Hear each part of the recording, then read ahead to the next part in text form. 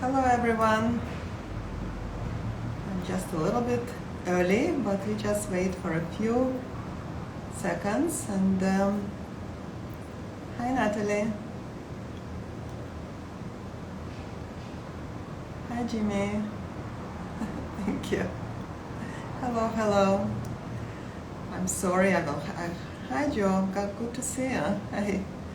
I'm waiting for our amazing Bruno for a few seconds, and we'll start a very exciting conversation.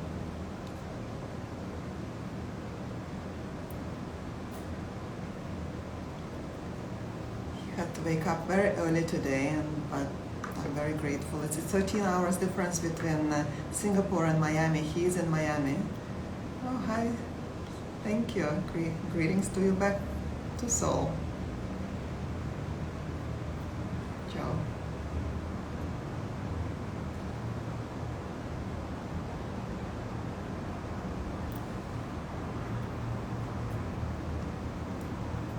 Hello everyone. I'm sure he's connecting just in a few seconds. Then I will give a bit of an introduction about my series. Today is the 4th episode, and just waiting for him to connect. Hello, Germany.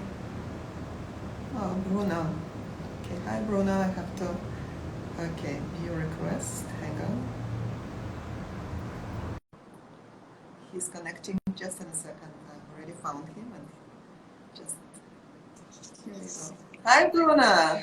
Hi, Olga. How are you? Good evening. Very good. Good morning to you. Aye. It's very early in Miami. I know. I'm so sorry that you had to wake up so early, but nevertheless, I'm so happy that you are joining us. I'll just say a few words, so you can have a sip of your coffee and wake up a little bit, and then we'll start chatting. Okay. Yes. So I welcome everyone. Good evening, good morning, good afternoon. Conversations with Olga is an IGTV series fostering intellectual and cultural exchange between individuals from all around the world. So these amazing people are sharing their personal stories, they inspire, and they cultivate more diverse and inclusive communities. So today is my 4th episode, and here we are. And just a few words about Bruno from my side. In general, I love Latin music, and I've been listening to Latin music as long as I think remember myself. So today I'm warmly welcoming Bruno Del Granado to talk to me about music and much more. A few words about you, Bruno, if you don't mind. Bruno, unless you want to say it from your own side, but let me just do a little bit of introduction. Bruno Del Granado is the head of Latin of leading entertainment and sports agency, CAA, for South America. And he represents and been working with many of the most accomplished musicians, I'm sure the names of whom you know, most of them, specializing in Latin music, including J-Lo, Gloria Estefan, Ricky Martin, Enrique Iglesias, Maluma, and Luis Fonsi, just among others, just to name a few. Bruno is based in Miami, that's why we have a 13 hours difference, and is constantly working to create opportunities in multicultural marketplace. Besides that, it's a very, very actually long biography and very accomplished biography of you, Bruno. So I'll just skip a little bit, and you're welcome to say a few words about yourself later on. But besides from your many accomplishments in the music industry, your film activities include executive producing and music supervising a number of projects as well, including Ricky Martin, MTV Unplugged, 30 Days Until I'm Famous, and the critically acclaimed documentary Cocaine Cowboys. Welcome, Bruno. You just got me drinking some coffee now. Well, thank you very much, Olga. Welcome. It's an honor to be here with pleasure. you, Olga. It's an honor. Thank you very much. So I'll start it's very easy chat between friends. And I'll just start a little bit by talking or asking, I should say, about your roots. You have been born in Mallorca, and you love Spain, of course, and your knowledge of history and I've listened to your fabulous program with Stephen Chalovitz, the one-way ticket show, where you spoke at length about your country and about challenges and your incredible cultural life. So I would like to ask you, can you please define what the Spanish style is and what does it mean to you? Well, it's simple, Olga. Spanish style is people live to enjoy life. They only work to live. They don't. They actually, it's simple. They work to live and not live to work. That's probably the basic Spanish style. There's a balance in Spain that we don't seem to find much of it here in the United States, where vacation time, downtime, off time is a lot more appreciated, a lot more revered, and a lot more sought after than we have it here. You know, obviously, it's the long meals with the family. It's enjoying what life has to offer. It's about that balance that we all need to find somehow. It's what the Italians call sprezzatura, which is the art of doing great, something great without effort. So that's basically the Spanish style, the way I would define it. It's that Mediterranean vibe that exists not only in Spain, but obviously in Italy and Greece and, and all the Mediterranean countries. Mediterranean, of course, definitely. And can you define what does the Spanish aesthetics mean to you? Well, Spanish aesthetics is avant-garde, yet very, very true to its roots. It's the surrealism of Salvador Dali and Jean Miro. It's the cubism of Picasso. It's the dark art of Goya and, of course, the Barroco Velázquez. It's very diverse. It's always reinventing itself. In fashion, Spain is a country of the birth of Balenciaga, who is one of the greatest fashion designers of all time. And absolutely. Even Coco Chanel did say, yes, Coco Chanel said that he was the only couturier in the truest sense of the word. Spain is Manolo Blahnik, it's Paco Rabanne, it's Paloma Picasso, it's Loewe, one of the greatest leather companies, probably as good as Hermes. And of course, it's Zara now, which is a global brand. And Zara defines Spain and the aesthetics and the fashion aesthetics of what Spain is all about now. In the architectural world, Spain is the home of Gaudí, the most accomplished Art Nouveau architect probably of the last 200-300 years. And his style is seen all over Barcelona, including with La Sagrada Familia, which is the big cathedral, which is actually not finished yet. I love Barcelona. It's a beautiful city, and you see Gaudí style all around the city. So his fingerprints, his signatures all over that beautiful city. And then we also have now Santiago Calatrava, who is probably the most successful contemporary architect from Valencia. And his architecture resembles living organisms. That's what he always wanted to do, whether it's in Minneapolis, in Zurich, in Beijing. It's some of the most incredible works of art. You know, in the film world, Spain's aesthetic, we see it with Bob Almodovar. And of course, and his films, and it's that surrealism that was born with Buñuel back in the 1920s and 30s, and Buñuel influenced John Huston and Ingmar Bergman, and of course the Italian directors like Visconti and Fellini. So all of that is Spanish aesthetic, Olga. It's a combination of so many different things. It's the fact that Spain has a long history of many different cultures and peoples who have settled in Spain for the last 2,000-3,000 years. Yes. So the influence is tremendous. You know, I wanted to ask you to describe in 5 words how do you describe Mallorca? But to be honest with you, it probably will be quite hard to pick these 5 words. But can you try? What would be 5 words about Mallorca?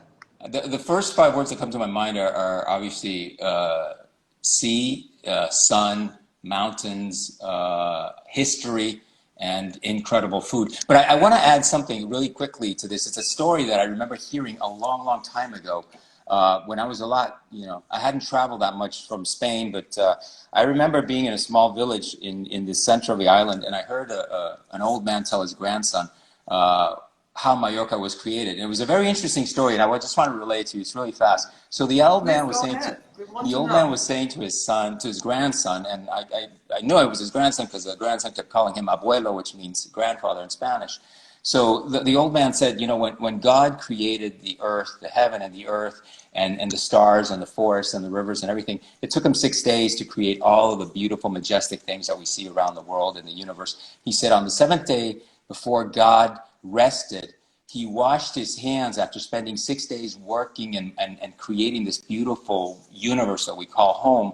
And he washed his hands in the Mediterranean, and the residue of his hands and all the stuff that was in his hands, as he was washing his hands in the Mediterranean, suddenly Mallorca popped up. So it's God's way of saying, the best of the whole world is here in Mallorca. And I didn't really think much about it till I started traveling around the world, and I realized, wow, Mallorca has so much to offer. It's got so much beauty that we don't really find around the world, and it's really the best of both worlds. It's the best of everything, really.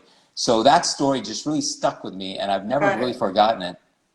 Next time, hopefully sooner than later, when I will go to Mallorca again, I will definitely look at it with completely different eyes. Thanks to you. Yeah, there you go. That's great. Very interesting. Well, I would like to, of course, everybody wants to know, what do you actually do? Can you please tell us, describe a bit, what do you do and how did you start your career? Well, I am an agent at Creative Artists Agency, one of the world's largest talent agencies. We represent music clients, film, television, producers, directors, actors, sports figures, influencers now, which is a huge part of our business. So we represent talent in all areas. And our job is to go get them work, get them deals, get them contracts, get them touring offers and put tours together. I run the Latin operation out of Miami because, as you know, Miami's the capital of the Latin world. Yes, of course. We're at the crossroads of civilization here. So my job consists of working with the Latin artists, whether it's a Ricky Martin or Gloria Estefan, and try to get them as many opportunities as possible in the workspace, whether it's concerts, it's movies, it's television deals, it's books and all that stuff. So that's what I spend my day doing, trying to get deals for my clients. And I started, when I came to the States in the early 80s, I wasn't even my plan to be in the entertainment business. I was studying business and political science, but a friend of mine, she was working at a college radio station, and she encouraged me to try working as a DJ at the college station. And one thing led to the other, Olga, and here I am after working. I know how it is. That's exactly what happened with me. Yeah, I have a degree in healthcare finance. I have my MBA in healthcare finance and management. And obviously I am not working in the field, and just one thing led to another, and here I am talking to you. Not about the medicine. Exactly. Olga, life is what happens while you're busy making plans. Here I had all these plans to maybe go work, in the United Nations, because, I had a political science and business background. Yes. I thought maybe I'll go back to Spain or work in, the European market or union back. It was called market back then, European market. But all these things happen, and then you realize, oh my God, life is what's happening while I'm busy making plans, So it's just been, it turned out the only way it should have turned out. I guess it was written in the cards and the destiny. But you never really know when you're growing up what you really want to do with your life, Exactly. That's why my kids went to liberal arts schools, because they had no clue what they wanted to do. They still don't. But anyway, that's, maybe, would you be able to share some of the wonderful memories about some of the celebrities? If you don't want to mention their names, it's okay, but whom you worked with. I understand the confidentialities, but please share with us something absolutely memorable. Well, there's a couple that I've actually repeated. I worked for Maverick, which is Madonna's company. I ran the Latin division for 4 years, from 2000 to 2004. And I learned so much from her. And I remember one time she was recording a song in Spanish, so we had to get a translation of the song. And then I had to go to the recording studio in Los Angeles where she was recording. And usually, Olga, recording studios are booked, days in advance, and you book it for 12 hours, and the artist shows up late, and you booked it, so you show up whenever you want. And I assumed that was probably going to be the case. So I was told, yeah, I was told the call time was 2:00, so I thought, okay, I'll get there by 2, and she'll probably show up around 4, 5, 6 o'clock, and I'll just sit around and wait. I got to her at 2:00, which was the call time. She was already there waiting, which really was very, very shocking. And she was so laser focused on getting the song right. And I was there to kind of, just kind of supervise or just make sure the pronunciation in Spanish was right. She got it right the first time, and she did that recording in less than an hour and a half. It was so impressive. And I realized then, I thought, wow, no wonder Madonna is, the queen of pop, and she is where she's at because of her work ethic and, of course, her talent. So I was very impressed, and from that day on, I was never, ever, ever late for any sessions or anything else. See? Here you go. It takes Madonna to put you on a schedule. It's very interesting that you're saying that, because I have friends, they're guitarists, actually they're gypsy guitarists from Russia, originally from Russia, and they go on a tour with Madonna as musicians, because she hired them to play for her for one of the tours years ago. And actually their comments was very similar, that she's very punctual and very correct in doing her work. Amazing, fantastic. Yeah, it was incredible. The other experience that I was, there's actually two more I wanted to share with you. One was when I was at MTV in the early 90s, we were covering the Rolling Stones tour. And we went to several cities to shoot shows and interview Mick and Keith. But in Texas, we managed to, in Dallas, we managed to sit down with Keith Richards for about an hour for an interview, which is unheard of because they only give you 15 minutes at a time. So we brought our producers, our VJs, everything else. And Keith had such a great time with the producer and with the crew and the VJ. He didn't want to leave. His assistant came in and said, Keith, you have to leave to get ready because the show's starting in 20 minutes. It was at the Cotton Bowl Stadium, which is 65,000 people. And they had to basically drag Keith Richards out of our interview room just because he was having so much fun. And you realized, oh my God, this is one of the greatest guitarists, if not the greatest guitarist of all time. And he's having such a great time. 65,000 people are waiting for him to perform, and he's here, talking to us and just having a blast. So you realize, wow, this is a great human being. And then there was another thing that happened, which was really near and dear to myself because I am a huge George Michael fan for the music and also for the talent. I love George Michael. His talent was incredible. Singer, songwriter, producer, played all the instruments, just like Prince. So you could not help but be a fan of George Michael. When I was in London, I'm a huge fan. Oh, massive. I remember when he was recording the older album in London. I was there with MTV, of course, and his manager, who's a good friend, called me and said, "Do you want to come to the studio and listen to some tracks?" So I went to the studio. I was as quiet as a mosquito. I didn't want to make any noise. I didn't want George Michael to think, "Who the hell is this guy?" Yes. So I just sat in the back watching George Michael as they were mixing some songs off the older album, which later became one of my favorite albums of all time. And I saw how meticulous he was with every single bit of the music and how he was directing the engineer and the mixer to do the right thing. And then you realize, wow, this is a genius, because he played all the instruments on that album. He basically co-produced and produced most of the tracks, and he arranged everything. So you realize I am in the presence of greatness here. It's a shame that he passed away a couple of years ago, but you never forget those kind of experiences. It's a real loss. Yes, he's super talented. He's really one of my all-time favorites. Well, that's actually, I wanted to ask you what makes a star a star, but you just answered. This is what just your stories about it. Please go ahead. Yeah, and also what makes a star, Olga, is the aura. So you walk into a room, and I'll give you the perfect example of Ricky Martin. So he walks into a room, and everybody turns around, not just because it's Ricky Martin, because stars have that aura quality. You can't really describe it. You just know when somebody walks into a room and suddenly everybody's head turns and says, who is this guy or who is this girl? Jennifer Lopez certainly has it. You see it a lot with Beyonce, not just the superstars, but even the developing artists, the new artists, when they walk into a room and everybody's head turns and says, wow, who's this? You know they have it. So it's that aura that you can't really describe. And of course, the talent, which is really God-given, the way Michael Jackson used to say, that talent certainly comes from somewhere else. So in our days, who do you think has it? Who does have this quality of a star? And so you can, by replying that, perhaps you can continue. What does it take to keep the star status, and just how do you stay a star?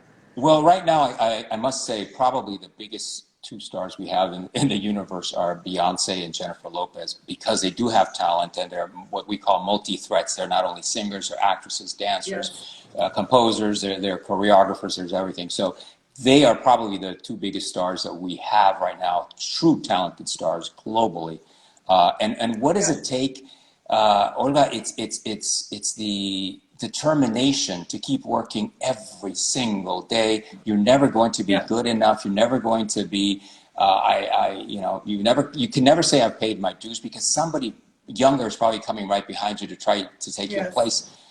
It's interesting because I read an interview with Robert De Niro, who is not a music star, he's an actor, and somebody asked him, do you still take acting lessons at this stage? You were Robert De Niro. He says, I have to, because my talent is like a muscle. I must exercise it. Exactly. So the same thing happens with singers. They have to constantly be rehearsing. They constantly have to be recording and doing things. It really is hard because they have so many things they're doing nowadays. In the case of Jennifer Lopez, she's also a mom, but she's a very talented actress, accomplished designer, she's everything.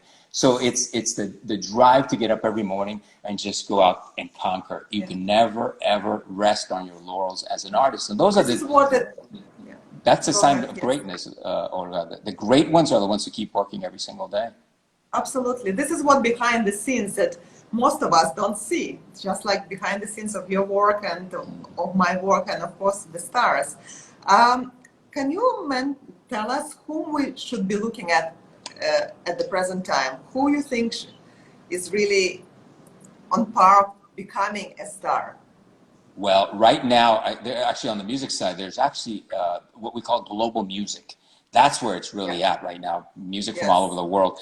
There's a Nigerian artist called Burna Boy. He is incredible, and there's a Can you please repeat, because I want to, first of all, I will, or maybe you will tell me later, because I want to post it, so I want all of us to look him up and follow. I definitely will. So there's a movement in Africa called Afrobeat, and it started in Nigeria. Yes, Afrobeat, of course. It's very popular. So the new leader of that movement is Burna Boy from Nigeria, and there is so much going on in the continent right now, especially in Nigeria. That's such a cultural hotspot for music, for film, for television, for everything. So Burna Boy right now is probably on my playlist, definitely on my playlist. I'm going to write it down. Burna Boy, B-U-R-N-A Boy, B-O-Y. Yeah. And there is, of course, Rosalia from Spain, who has made history in the last couple of years. She has brought back flamenco to a global level. She is just, I think, starting, even though she's already huge and she's won a lot of Grammys, but she's definitely she has a long career ahead of her. There is a Dominican artist that I'm working with. She's actually half Italian, half Dominican, called Yendri. She's based in Milan, and she just got signed to Sony. So her style of music is completely different than what you're hearing right now. So I certainly, those three are, and of course, Anita from Brazil, Anita. She's an incredible artist in 70 years. So those are the 3 or 4 that I'm really spending a lot of time listening to right now. In addition to all the stuff that comes from all over the world, I mean, you and I talked about K-pop. K-pop is humongous, humongous. Yes, I just want to, I wanted to ask you.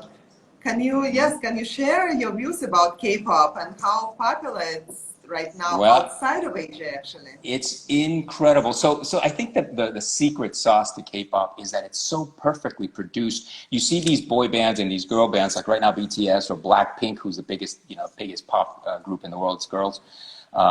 they're perfect. It's the music Yes. is on point. The production is flawless. The look, the staging, the choreography. I think that's the reason why people all over the world have reacted so positively to K-pop. It's just so perfectly Yes, produced it's pop taking the music. world. It's incredible. Perfect. And Yes. you don't really understand what they're singing about. I mean, they're starting to record in Yeah, English it now. doesn't matter. That's the beauty of the music in general, isn't it? Yeah, That you just yeah. go with the beat and you go with the Mm-hmm. energy and the, yes, and Yeah. the tones, of course. Yes. Yeah, And and like, you know, the influence of K-pop all goes back to the Jackson 5, the Osmonds, Take That, Backstreet Boys. So it's the Koreans who basically learned what the Americans and the Brits were doing on the boy band and the girl groups, and they've just taken it to a new level.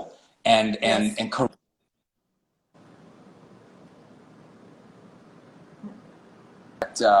you know, K-pop is here to stay. I think that J-pop from Japan is also very strong.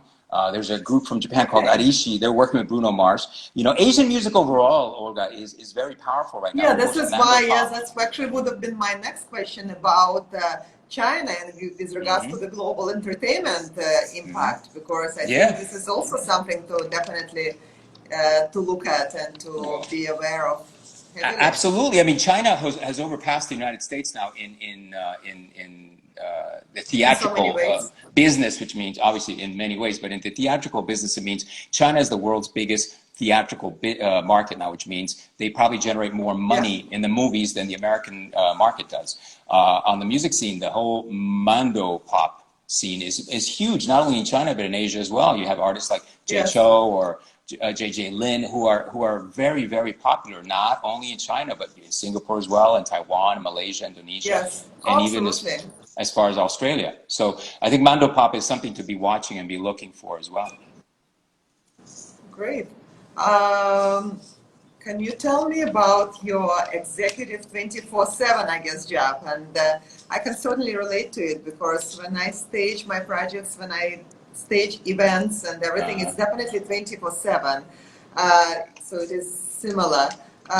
What is your most unusual request that you've ever had from your clients, or from your well, colleagues, or either directly to you or to your colleagues? yeah. One time I And had to were you able fly. to fulfill the obligation?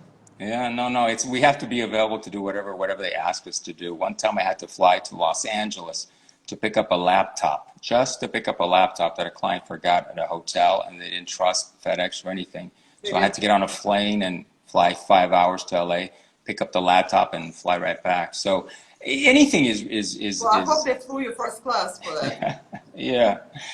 So anything, you get calls at 7 in the morning about, you know, is my song #1 in Chile or China or whatever. You get all those kind of calls, which is, it's part of what you do for a living. And it's not about, you know, you got to take it all in stride. You know, I love what I do, Olga. So at the end of the day, I'm blessed to have a job that I really love. And sometimes I think, oh my God, I'm getting paid to do something I would do for free.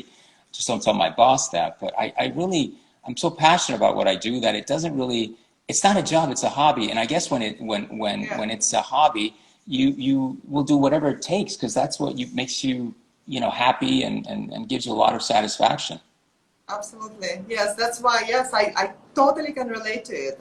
I just thrive on it. And it Yeah. was actually quite difficult during the COVID times, because, you are used to run on adrenaline. You're Yeah, used yeah, to yeah, yeah, embrace absolutely. this busyness and you just, yes, you thrive on it. Absolutely. Absolutely. Absolutely.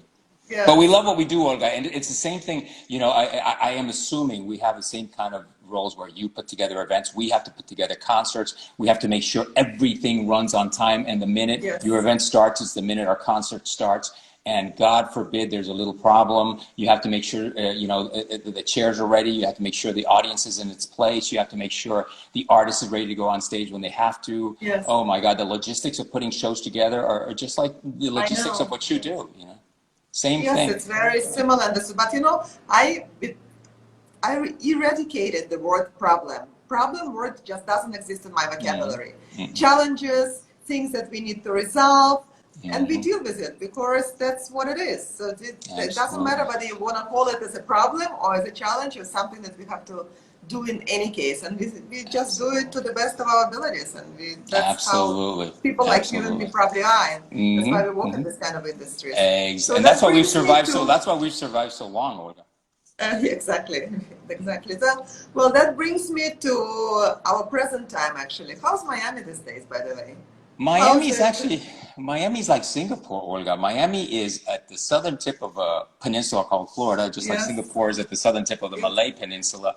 You know, we're a gateway to Latin America. You're a gateway to Asia. You know, we speak Spanglish, you speak Singlish. You know, so there are a lot of similarities. A lot of similarities between Singapore and Florida. Miami is right now going through another severe case of corona. Our cases are up again.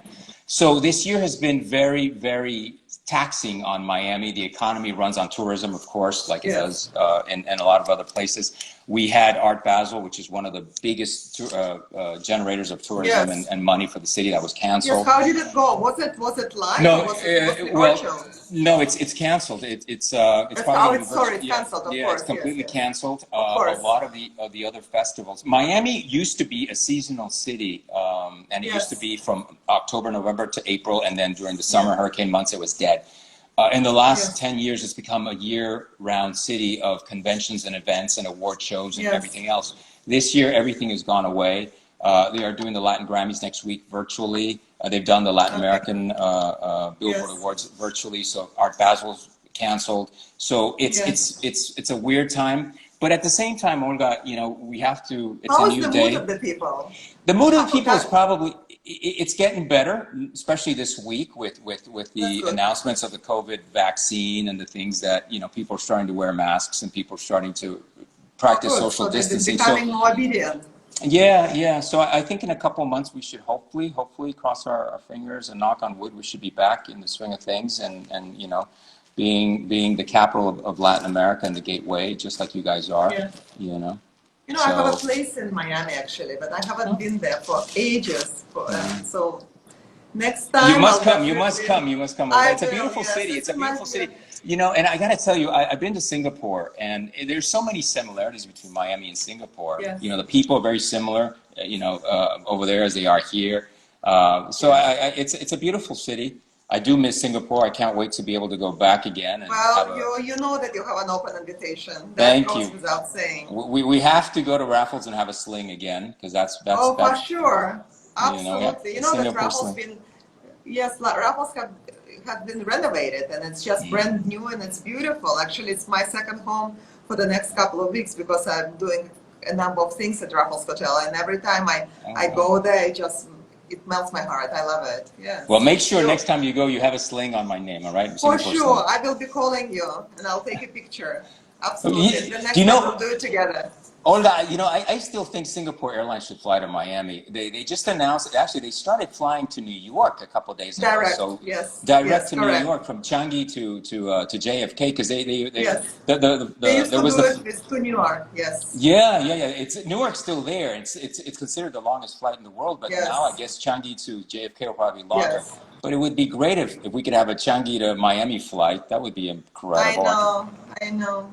Well, tell me, how do you relax? Especially these days. What is what do you do to relax? You know, Olga, I live on the water, and one of the reasons why Miami is such a great place is because you're so near the water. So I'm on the water, so I kayak a lot. I go to the beach a lot. I spend a lot of time on the beach just because it's so renewing. The ocean is really renewing, Olga. It's as weird as it sounds. It's energy. It really is. It's alive. It's energy. And you know, our bodies, Olga, are 70% made of salt water. So the composition of our body is very similar to the ocean. So I go to the ocean. I go to the beach. I kayak a lot. I spend a lot of time on the water because that's the best way for me to relax. And I, of course, listen to music too.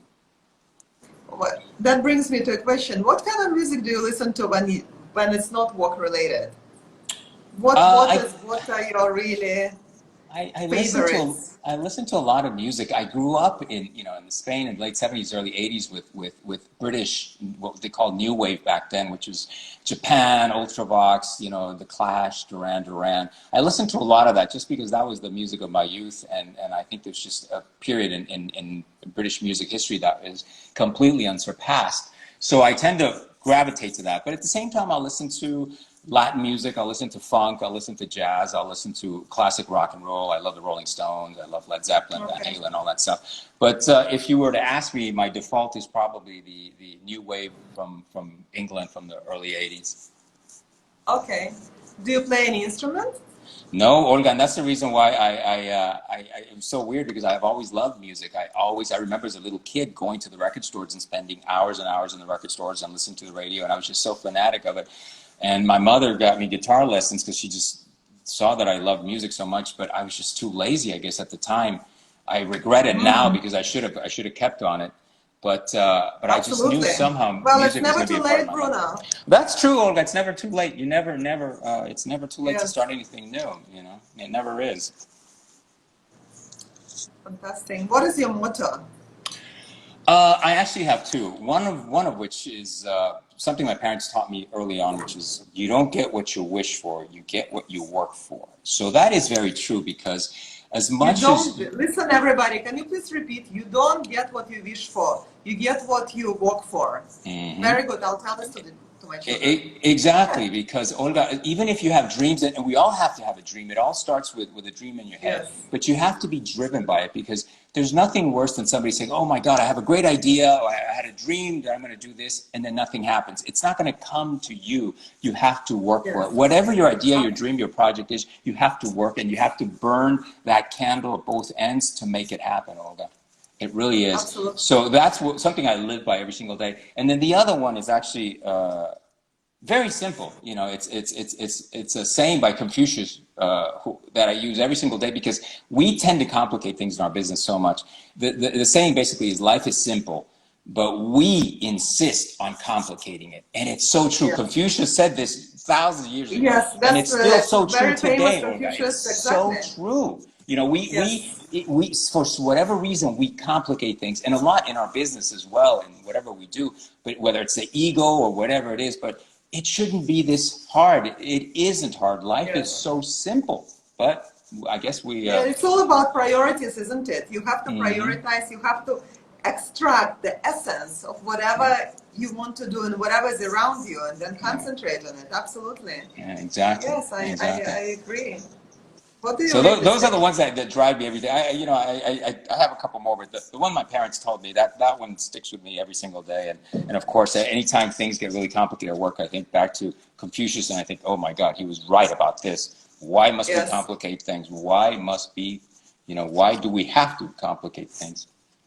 Especially in these days, isn't it? I mean, there's so many reassessments that all of us had to make and have to rethink so many things and just really reevaluate. This saying definitely comes of even more importance, I think. Exactly right, Olga. Yeah. So is there anything else that you would like to share? What are your plans? Well, what are you working on? What are your projects? Well, right now we're working on hopefully, rescheduling a lot of the tours to mid next year. Hopefully by then the vaccine, we'll have a better idea of how do we get 10,000 people back to a venue, socially distanced and with all the protocols and guidelines. So we're working on that. We're working on a bunch of streaming concerts. That's a huge part of the business now. We're working on film and TV. That's coming back. The Netflix of the world and the Amazons and the Hulus and the HBO Maxes. They've done extremely well under the pandemic because people have been staying home. They've been streaming movies. They've been streaming music. So we're working on a lot of those things. The content these days is increasing and very, very important. Yes, everybody's glued. Absolutely. But you know what? Nothing beats a live concert experience, whether it's a festival, a concert. So people do want to go back to that. So we're working on that right now. Hopefully by mid next year, after the northern summer here in the northern hemisphere. Well, so hopefully we do that. And then we'll see what happens. Put Singapore on the map. Yes, absolutely. And then we're gonna have to see, what happens now with, of course, we just had an election here in the United States, and You know, in 2 months Yes. things change. And it's funny, Olga, because only in America, America is the country that produces the best films, the best ideas, and the best political stories. It's incredible how only in America, Kamala, whose mother emigrated Oh, from India, and the grandparents are from Tamil Nadu, the southern state in India, can become vice president of the United States, the way, you know, Barack Obama did back in 2008. America still has this way of wowing the world, of impressing the world when it comes to that. It really, truly is a great country because of that. And I yes, think immigrants are the ones who make America great. You know, if we think absolutely. about Well, the immigrants and the you're I'm an the immigrant. living I'm an example immigrant. of it. Absolutely. You're a perfect example of it. When you think about Yes, Google, the co-founder of Google, Sergey Brin, is Russian. He was born in Russia. You yes, know, Steve yes, Jobs, who founded Apple, yes, his father emigrated from Syria. You know, Jeff yes, Bezos, his father, Jeff Bezos, who owns Amazon, you know, the wealthiest yes, man in the world right now, his father came from Cuba. So it's all, you know, the immigrants make this country great, and they will continue to make this absolutely. country great. That's why You I know? embrace America anytime and always. I'm so grateful that they just, has been always a country of opportunities, and Yeah. we all really are very Yes, lucky and it's very an amazing, fortunate, I it's an should amazing say. story. The American story is very incredible. That's an incredible Yes, story, you know. So yes, absolutely. So, what are your plans? Are you planning to visit Mallorca at some point? as soon as we can, you know, we can feel comfortable flying.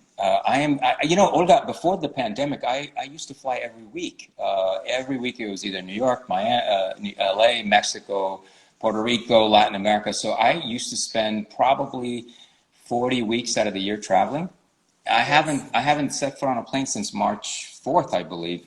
But I'm so anxious, and I hope I can go to Mallorca soon. I'd like to go back to South America. I do need to go to Puerto Rico. I need to go to Los Angeles, and of course Singapore to have a sling with you Yes. at Raffles, of course.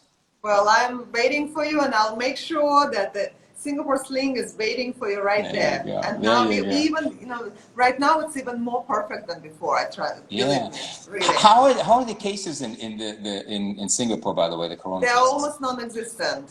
Oh my God! Almost Wow, none, to be that's honest with you. amazing. Yeah, so we That's have, amazing. Singapore is very well Hmm. controlling the situation, and we're all very, we're disciplined people. So Yeah. we do what government tells us to do. So we wear masks, and Yeah. we do the scan for whenever we go, anywhere we go. So we are super careful, and it definitely Yeah. helps with numbers for sure. Yes. Yeah, yeah, no, you guys But have done a great job, and I look at what's happening in Taiwan, in South Korea, in Australia, New Zealand, of course, and it's impressive what has happened on that side yes. of the world. So we hope we Yes. can be like you guys soon. Hopefully, you know, we can get through this one, Well, and this hopefully. will pass too, Olga. This too shall pass. Nothing is permanent in Yes, life, and absolutely. once it passes, it'll be, Yes. you know, we'll go back to celebrating again. Yes, absolutely. Well, thank you so much, really, Bruno. It was amazing talking with you, and I'm sure everyone enjoyed it. I just want to say a few words that if all of you who are ever with us right now would like to listen to more stories or even different stories from Bruno, please log into the fabulous program. It's called The One Way Ticket Show. That it's a podcast that is created by my very close friend, also friend of Bruno, Steven Chalovitz, and Bruno has an episode with him, and it's super interesting. It's about Bruno getting a one-way ticket, and guess where? Well, listen to it. Yeah, Right? exactly. There you go. Well, thank you so much, Bruno. And I don't know whether you're going to have yet another nap right now, or you probably will go into the ocean. I'll probably, no, it's actually it's 7:45 here, so it's probably time Yes. to start working because we have to deal with London, and of course New York will open soon. Well, And the thing about here in Miami, so I have to start early because of London and New York, same time as of us, and course. then we go late Yes. because of Los Angeles. Our office is based in Yes. Los Angeles, so Yes. it's Yes. not a surprise to be getting a call at 11 p.m. here because it's still 8 p.m. in Los Angeles. Yes. So, Yes. now you're available That's how it 24/7, is. Olga. Yes. Well, Yeah. it's It's a global little world we live in. So It's a village. It's a village. that's A how it global is. village. It's a village. Yeah, It's it a is. global village, absolutely. Yeah. Well, I will be recording this program, of course, and I will put the link on Instagram. So whoever was not able to listen to us live, I will be able to listen. So please share. And I'll definitely talk to you very soon, and I definitely hope to see you very soon. We will. I promise we you. stay in touch. That's a promise, and we will definitely see each other soon, Olga. And thank you so much for your time. It's been Thank you beautiful, very and much. it's been awesome. And have as a well. great day. And You keep too, safe. Olga. All right, Olga. Bye, bye, Olga. Ciao. Bye. До свидания, Bye. до свидания, Olga. До До свидания. свидания. Bye.